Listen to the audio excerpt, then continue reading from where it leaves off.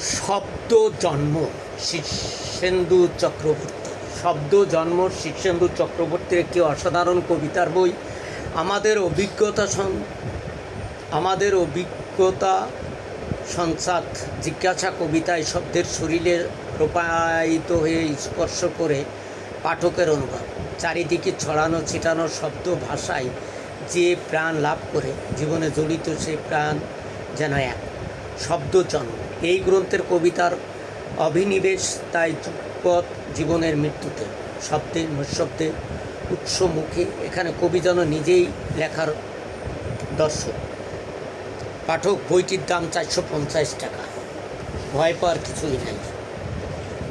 শব্দ জন্ম শীর্ষেন্দু চক্রবর্তীর একটি অসাধারণ কবিতা। পরমাকে দহনে সহনে মাঝখানে স্বচ্ছ কাজ ঘর আলো করে রাখে। আলোর ভ্রমর ঘরে বসে না কোথাও গুঞ্জন বিজোড়ে জোড়ে সমস্ত শরীরের মাখে।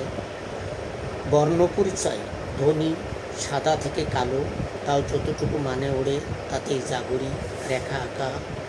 অলস লা চাঁদ ছেঁড়া ফোড়া মুখে নিয়ে আসে ব্রহ্ম। স্বচ্ছ কাজ ঘষে গেছে অন্ধকারে সব ঢাকা। ঘোরের ভেতরে জন্ম মিশে গেলে নুন আর গুণ।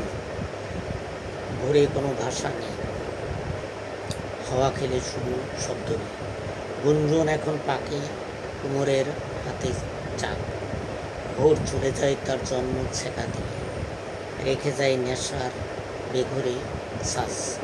থাক পড়ে থাক ভোরের ভেতরে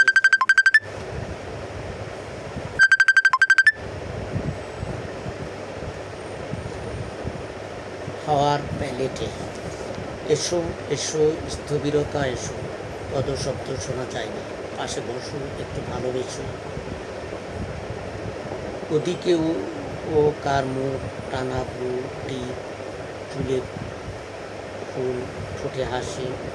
ঘর ভারিয়ে ওঠে উঠে যায় হুল। বলিরেখা নেই সেই মুখে, শুধু বন্ধ চোখে ফুল ফোটা যন্ত্রণায় দেখতে পাবে চুপি চুপি ঢোকা। স্থবিরতা তুলিতে মেশায় রং হাওয়ায় পাল্টে। চামড়া মাকড়সা স্কেচ আঁকে স্থূল পায়ে পায়ে হেঁটে।